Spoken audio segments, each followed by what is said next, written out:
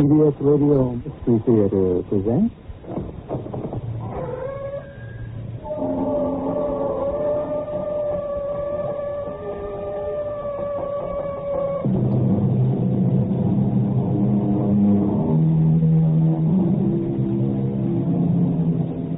Come in. Welcome. I'm E.G. Marshall. Have you ever thought to yourself how much of your life is spent in dreams? Not only those that delight or haunt you in your sleeping hours, but the ones that are present in your waking hours. Dreams of happiness or despair, bright and possible in the morning, or gray and despondent in the tiredness of evening. Dreams of romance and acclaim, or dreams of bitter violence and shocking mayhem.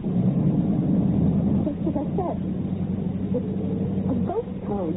Not the way I see it, fool, Mom. You better take a closer look. Why, you crazy loco! Hold on! We're going! You're scared! Hang on!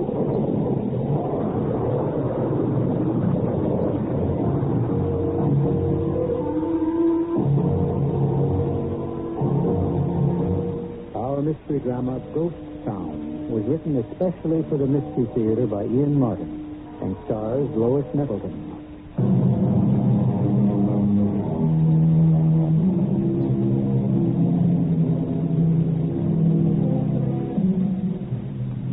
From Salt Lake City, if you were driving on vacation and wanted to wander through fresh countryside, you could forget Interstate 15 into Los Angeles and choose Route 6. And if you were Sarah Conway, teacher, looking for general background for your doctorate and preparing your thesis on the gold rush that shaped American history, you might wander even further afield into that dread nightmare desert known as Death Valley. And in it, to a place beyond death, a ghost among ghosts. Well, Sheriff, still here? I got good statement from Miss Conway. Finished the autopsy? Yes, I want to talk to you about that. I'm going to want to talk to you about it, Doctor. At first, if there's any chance that Miss Conway might... Oh, no, don't worry about that. A night's rest, medication, supportive treatment have done her wonders. Matter of fact, she might be able to give you enough right now, Sheriff. Well, you mean it's all right to question her? Well, that depends on whether she's up to answering. Let me talk to her first. Miss Conway? Dr. Garvey, how do you feel? Oh, as if I'd been run through a mincer and broiled slowly on an open fire. So you have, in a sense. How's the headache? From the accident? Mm-hmm. Well, that one's gone. I have another one now. What happened? That's what we'd like to know. We? Yeah, Sheriff Jenner is with me. Howdy, Miss Conway. Be sure I'm mighty sorry to bother you. I wish you were all I had to bother me. Death. I mean, you know who I mean. Even if I don't know what I mean. Is he dead? You mean Desmond Pogue? Yes. The man who was found with him in the car, if that's his name, he is most assuredly dead. You sound strange when you talk about him. Do I? Well, I gather you feel a little strange about it yourself. Oh, yes. My car? I'm afraid that's a total wreck, Miss Conway. Oh, dear. How'll I get home? No need to worry about that. Your brother is driving in tomorrow from the coast. I hope you didn't alarm my family. I reckon she was on the other foot, Miss Conway. They kind of alarmed us first when you turned up missing. And a good thing you did. We found you in time. In time? You were in shock. Pretty totally dehydrated, a moderate to severe concussion, several badly cracked ribs. But I'm all right now. You have some physical discomfort for a while, but your body fluids have been restored. The ribs are taped. A concussion doesn't appear to have been too severe, although you may have some after effects of head pain, dizziness, I wish I was sure that I won't have that all my life. I'm sure of what really happened. Well, now, Miss Conway, you want to try to tell us? I'll try. Oh, let me think. Where was I when you found me? Right where your car had overturned, smack in the middle of the valley. Oh, yes, about halfway through, yes. It just passed someplace called Spring Creek. Oh, that's it. The middle of hell. The temperature there pretty near never goes below 100. And can get as high as 130 degrees plus. This time of year. Especially down that old back road you were driving. That wasn't my fault. This cold made you turn off? Yes. Now, why? Do you know who I am? Well, we know you're a school teacher from Los Angeles and that you were on vacation. Well, sort of. I'd been in Salt Lake, and I'd covered most of the territory south and west of there. So I decided I'd sort of head back, splitting in between them to the country I hadn't seen. Oh, what'd you come down, Route 6? Yes, to Tonopah. And then I came south on 95 to Scotty's Junction. And I decided I really ought to go through Death Valley. Well, anyway, I got just past a little place called Scotty's Castle, and I looked at my gas gauge. It was painlessly hot. Hard to breathe, even. And I figured before I went through the valley, I'd better get my gas tank filled. So I pulled up to a lone gas pump in front of a kind of general store, and this old man came out. Oh, could you fill her up, please? Regular? You going on through? Yeah, I thought I would. I mean, I've never really seen it from up north to south like this. Well, I wouldn't recommend it. Not on no day like today. It is awfully hot. You ain't felt nothing yet. Time you get to the bottom of the valley, you're pretty near 300 feet below sea level. Like trying to breathe in one of them steam baths. Well, it isn't all that far, is it? Oh, not in a car, I reckon. About 100 miles. And if it gets too much for you, you could always turn off where 58 comes on across to 190. Well, we'll see. I would like to see the whole valley. Whatever you say. But you get to the bottom, I swear you could fry an egg on the rock and you never have to turn it over to get it cooked both sides. Do you have a ladies' room? Right around the side of the house. Doors open, we don't use keys this part of the country. I tried running some cold water on my wrist, splashing it on my face. My dress was literally plastered to me. So I changed into some shorts and a sleeveless blouse. I didn't feel any cooler, but at least I was drier. When I came out, the man had gone into the store. I went in and paid him and bought some cold drinks. Then I came back to the car and began my trip into Death Valley. Within a mile, I was bathed in perspiration. And I pretty much made up my mind I would turn off where the man said, get out of that sweat bath. I turned on the radio to see if maybe I could pick up a weather report. And while I was clicking the dial, my eyes were taking in the desolate country. Dry, baked, salt-encrusted, sweeping away barren, great mountains. And all of a sudden, my attention was held by the voice in the radio. From the high security state sanitarium, he savagely beat one guard who's still in a coma and severely injured another. Sheriff of this county... Turn it off, lady. Watch it now. Just stay on the road. Turn that score box off. This is a gun in the back of your neck. That's better. No. Don't slow down. Just keep driving. How'd you get in my car?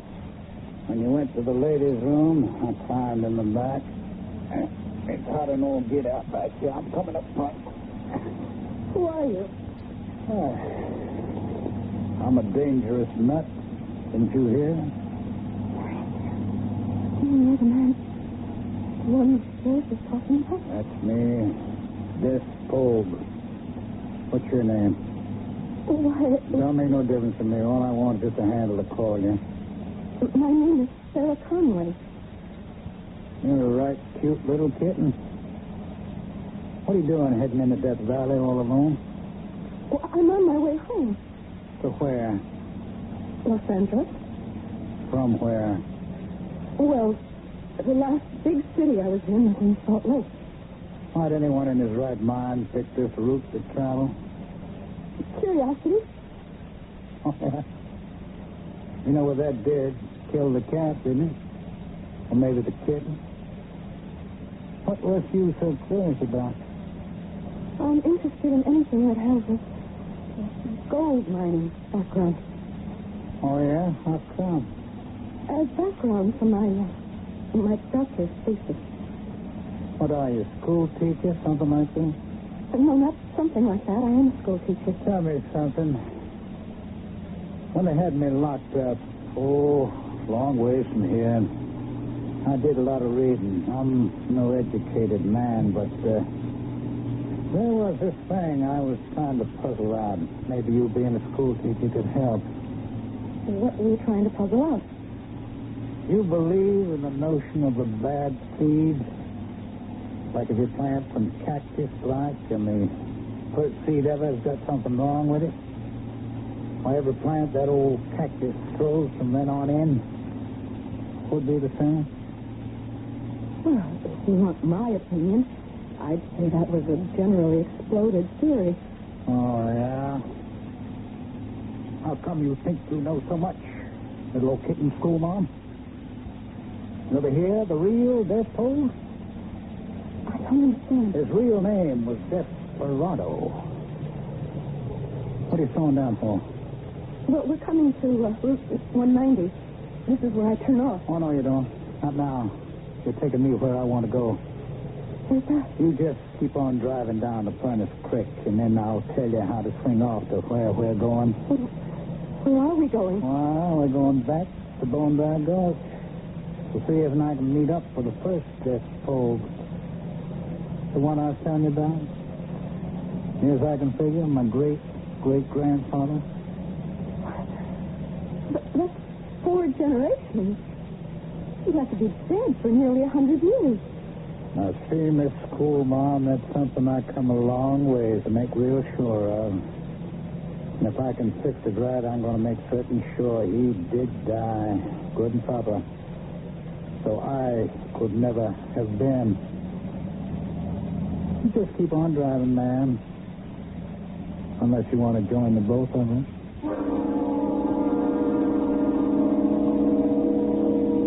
The tall, dark man with the brooding eyes sitting beside her in the front seat seems relaxed and calm enough, the gun held loosely in his hand.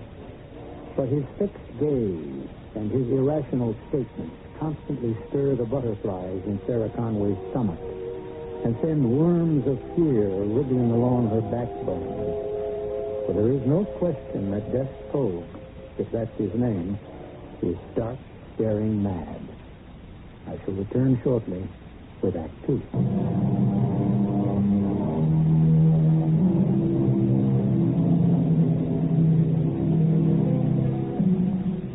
Sarah Conway's small, capable hands are white-knuckled now from grasping the wheel so tight. For 20 miles, since they left Furnace Creek behind them, the man beside her, his eyes hooded, they sat immobile. But the big, muscular hand that holds the gun is steady, and the barrel is sighted straight towards her heart. Then, all of a sudden, you can start to slow up around that bend. What for? There ought to be an old road forking off to the right, going on down deeper into the valley. I don't think there's any road along here. Of course there is. How else do you get to Bone Dry Gulch? But it doesn't show on the map. I reckon it might not have said. Bet the town don't either. The town? Bone Dry Gulch. I thought you were talking about a place. There isn't any town of Bone Dry left. I've read about that. Now, hold it. Ah, there she is. Right there. There what is? The road. Can't you see it? That's seriously better than some old outgrown wagon track. I can't drive down that. Well, Miss Sarah, man, we just surely ain't going to walk in this here heat. Go on, start a going and turn off. But it's too steep. I wouldn't want you to come to no harm, but I can't drive. and I can't leave you behind. And I don't want to use this gun. Unless I have to. All right. I'll try it. All right, nice and easy. Don't worry. Now, what was you saying you read about bone drying? It isn't there anymore. The town, I mean. All it is now is a ghost town. Is that a fact? I only know what I read. Well, what did you read, man? Well, sometime after the Civil War, there was a gold strike here. I guess most of the claims weren't worth working because all the settlers except one sold out to one man. I've forgotten his name. Well, that'd be Revett Chalmers. I guess we read the same book, man. But the vein petered out, and the town was abandoned. Is that what you're here for? Looking for gold? No. I'm looking for something a whole lot more precious. What? If I was a preacher, I guess I would say my immortal soul. I don't quite follow you. Well, that's just it, you see. I hope no one ever does. And no one ever should have fought her down from the very first. The very first? That was a rich load while it lasted, man. No one sold out his claim who wasn't forced to, which at the end was all but one. A man named Ross. Oh, yes, that's right. He made the first strike, didn't he? Yes, sir. And Revett Chalmers couldn't get him out fair and square. So he sent for a man called Desperado Pogue. Only nobody dared call him that first name to his face. Than they do with Despo. Your ancestors? They came here to dry goats of lone hand and left, as I believe, the same way. He never should have planted his seed. He should have died and ended there. Instead, somewhere in the long line I came from, to murder and maim and hurt and kill when his black mood is on me. The sin of the fathers. I didn't ask for them to be visited on me. I want to bring them back and lay them where they belong, on his shoulders, in his black heart. And since I can't seek forgiveness from the Lord, to wash me out as though I had never been. But you can't go back over a century. Now, why not? If the Spirit wills. Look there. Look below us. Waiting for me, just as I said, bone dry ghost. Just as I said. A ghost town. Oh, not the way I see it, school mom. You better take a closer look. Look, crazy.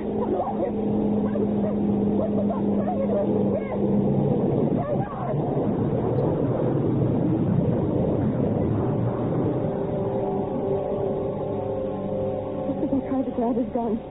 A tire blew, and the car slewed, sliding toward the road edge. Then we hit a rock and went rolling. Only one long clump of giant cactus kept us from tumbling all the way to the floor of the valley. I must have hit my head as we turned over. By the time I could gather my wits, the tall, dark man who called himself Despo was waiting far down below me on the winding road. As I called, "Hey, Mr. Pogue! Dad! You can't leave me here like this! Hurry!" He had disappeared. I climbed out and started after him. It was beginning to grow dark. Dead in my tracks. But through the twilight, rising from the floor of the valley, from where the ghost town used to be, were the lights of the town. Far from dead. I could even hear the music from the saloon.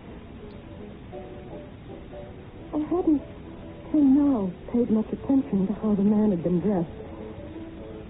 But when I caught up with him, talking in the shadows behind the livery stable with another man. I was amazed to realize that what I had taken for plain zines were not faded copies, but the authentic article. And slung around his waist was a cartridge belt and a gun in his holster. Hiding in the deeper shadows, I could hear them talk. I expected you'd seen it, folks. My horse took a spill on a gopher hole, broke his leg. Understand now, I don't want anything questioning. Just have to persuade you all. Get up. I'll persuade him. But inside the law. You settle for a fair shoot down the course? Good. And then you might just sort of make an announcement that I'm your new manager. Trying to make me legitimate. I'll get right back to the food and lay it out. Introduction, that's fine. You go on in. Prepare them for me. All right, let's go, Mr. Kelly.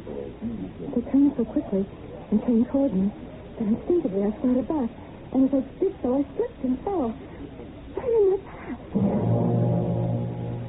But to my stunned amazement, as they turned the corner, the two of them walked right through and over me.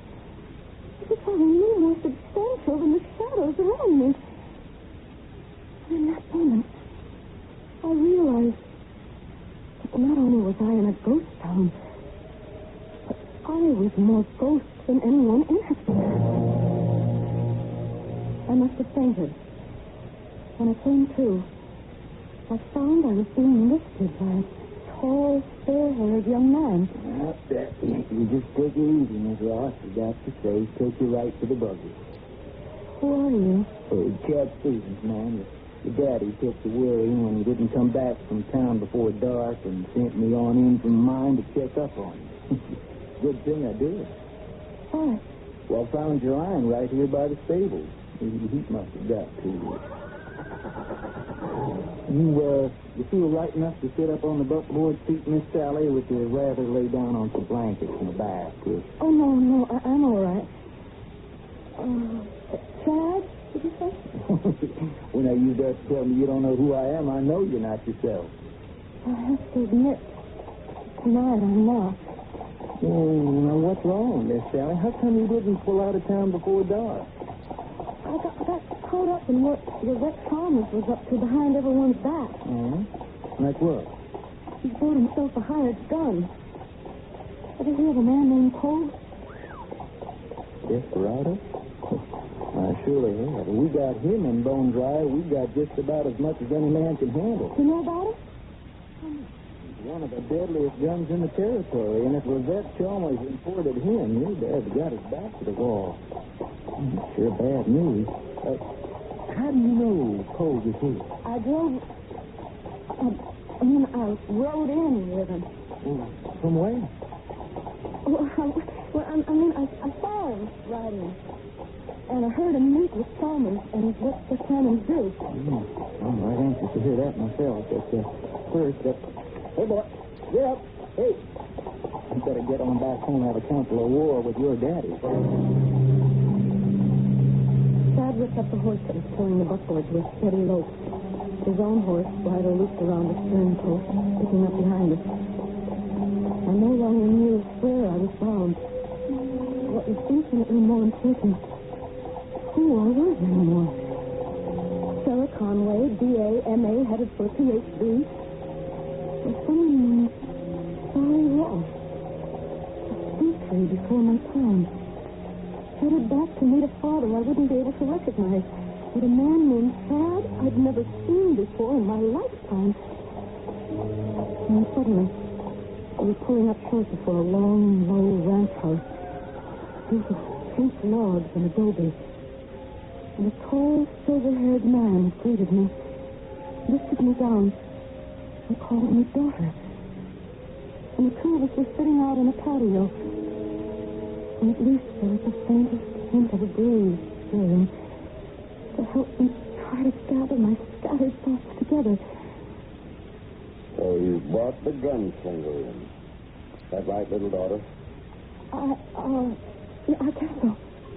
You told Chad the desperado was here. I said a man named Des Pogue was. Yes, well, that's him. I guess that means we're finished. You mean Thomas is just going to steal the mine? At the point of a gun. Des Pogue's gun. The man is a killer, pure and simple. Oh, I'm not so sure about that. What do you mean, Sally?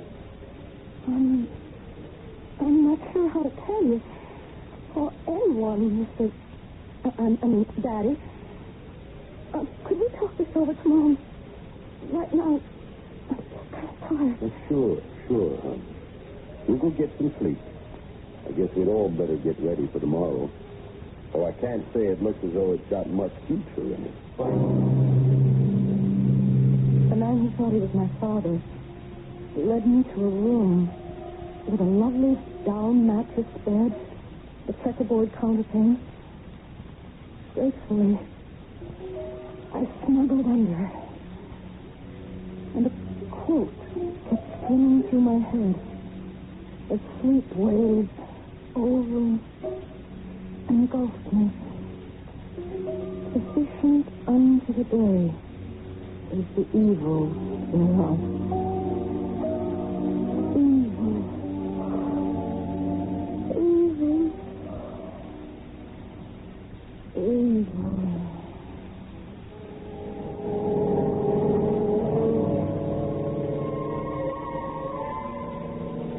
But who went to sleep?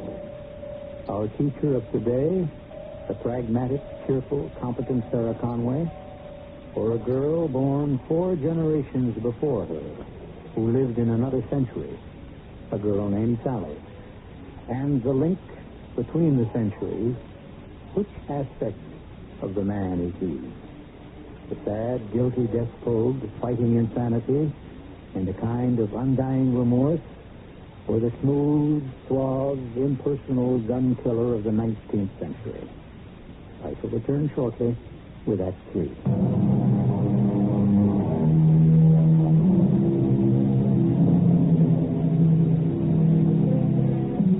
Night brings no relief in Death Valley, neither from the remorseless heat or from the problems of the day to come. From his window, tall, silver-haired Milburn Ross looks out into the night towards the mine that he first staked claim to and which he may have to give up. And in her bedroom, waking just before dawn, the girl in the bed lies wondering who she is. Sleep had been only a temporary relief. The layers of unfamiliar clothes, petticoats, long, full-skirted dress that or the body I occupied, wore, was stifling. But the physical discomfort was nothing compared to my mental one. I sat up, preparing to get out of the bed. And suddenly, I realized a terrifying thing. The action was mine. Mine alone. The body of the girl lying on the bed still lay there, breathing gently. From asleep. A knock on the door left me with an immediate decision. Try to burrow my way back into her body, or I was already too late. So the girl was stirring and answering. Yes? Who is it? It's Dad, honey. Can I come in? Oh, just a minute, Daddy. Let me put on some... Oh, give me a minute. Take your time, Sally. The girl was looking at herself, amazed to find herself fully clothed. As I watched, she rose and went to a small commode. She took a pitcher of water from beneath and, pouring some of it in the basin on top, washed her face quickly. Then, completely unaware of my presence, she almost, like Desmond Pogue and Mr. Chalmers the night before, walked right through me. But she went to brush her hair quickly before she opened the door. Oh, what's wrong, Dad? You dressed already, girl? Why? What time is it? Morning. Nigh on to sunup. May I come in? Of course. Sunup? dress I was wearing yesterday afternoon. You mean I slept in my clothes? Reckon you must have. You was mighty strange last night. What happened to you in town? Daddy? Hold me a minute. Sure, little bird. I got you safe. No need to tremble. You're going to be all right. Just tell me about yesterday. That's just the trouble. So much of it is blank. What do you mean, a blank? I guess it must have been the heat. I forgot my sunbonnet. Oh, you shouldn't have taken a chance on a heat stroke like that. Oh, I know, but my hair is so thick and it didn't seem to bother. And I remember seeing Mrs. Warren and Mrs. Davis and James Hayden and passing the time of day.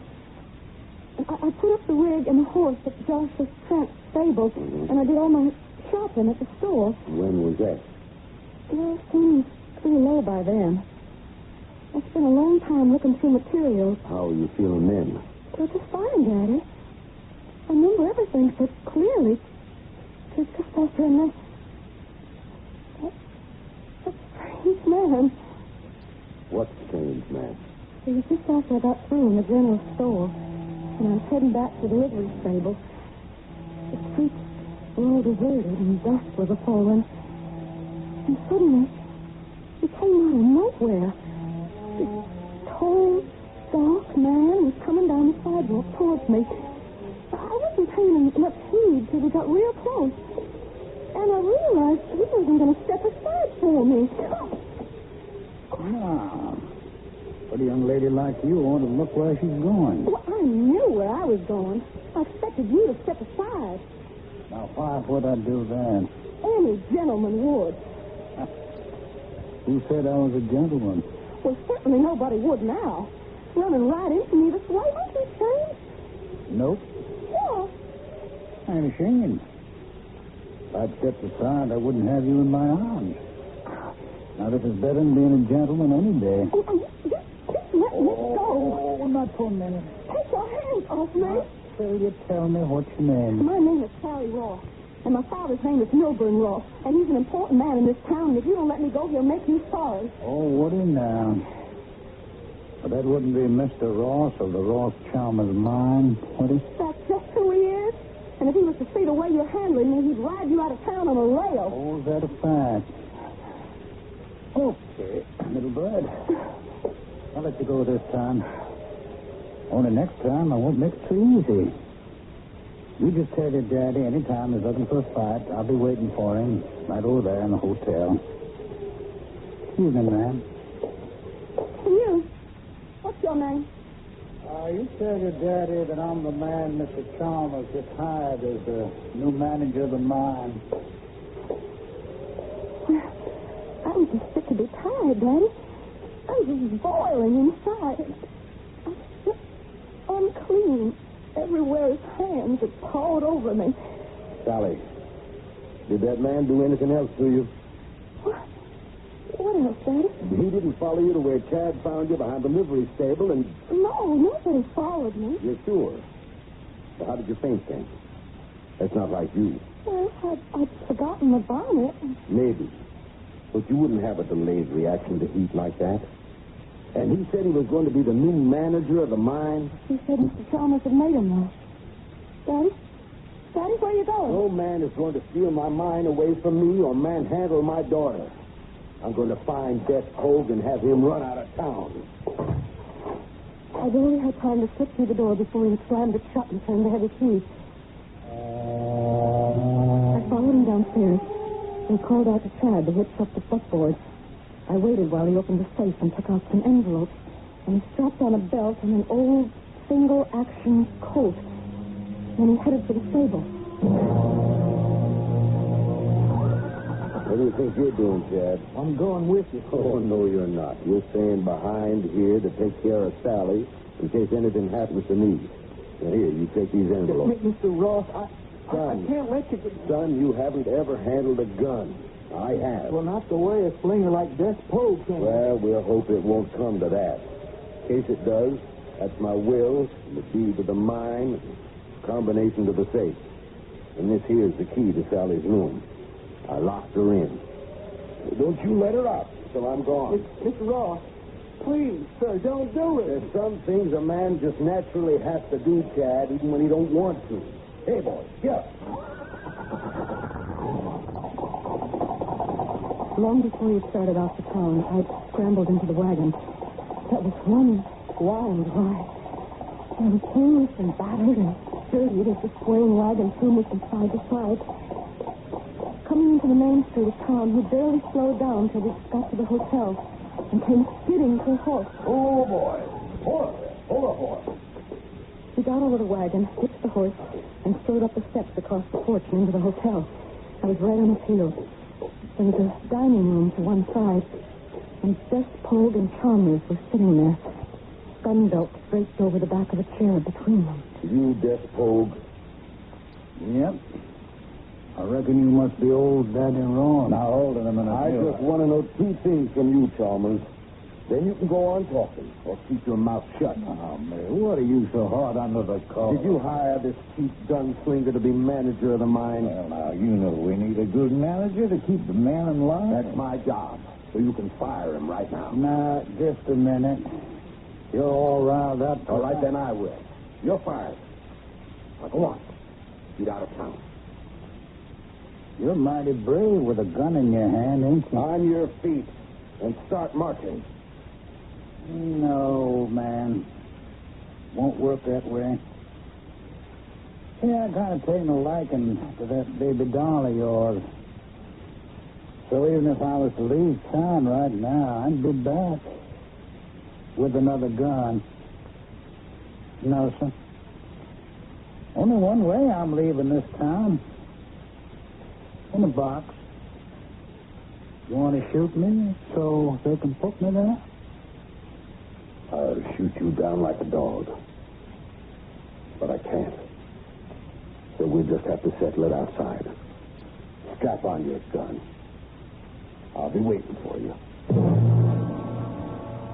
I knew Mr. Ross didn't stand a chance against a killer like Pogue. So while they were talking, I kneeled and pulled out Bess Pogue's gun.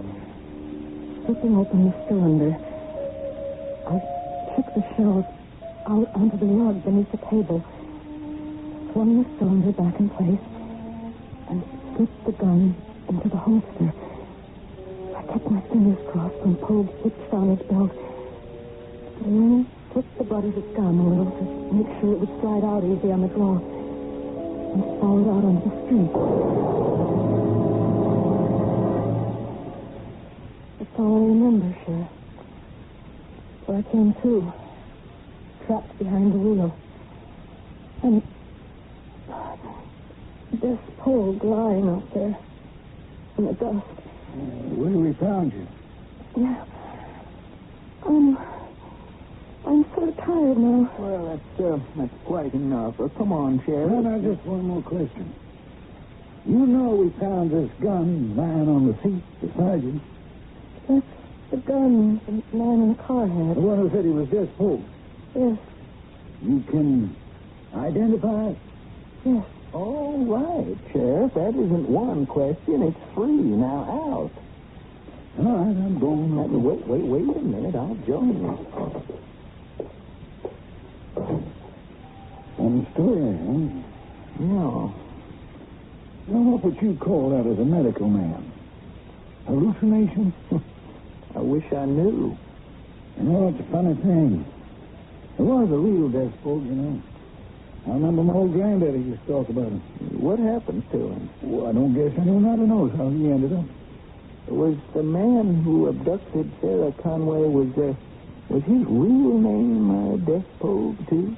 Well, we're going to have to check that out. There's some fellas on the way down from the state of town to identify him right now.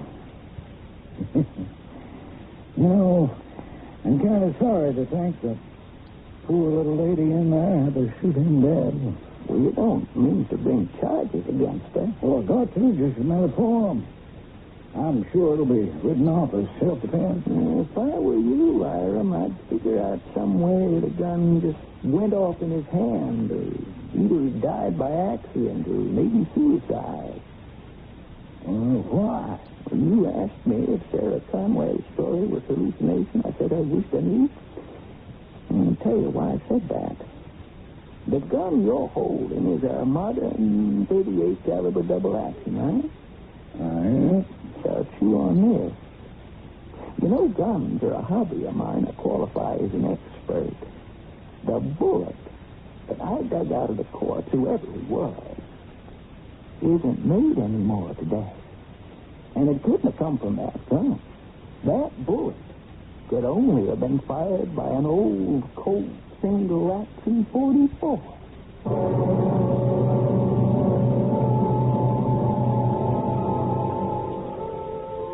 Truth is stranger than fiction.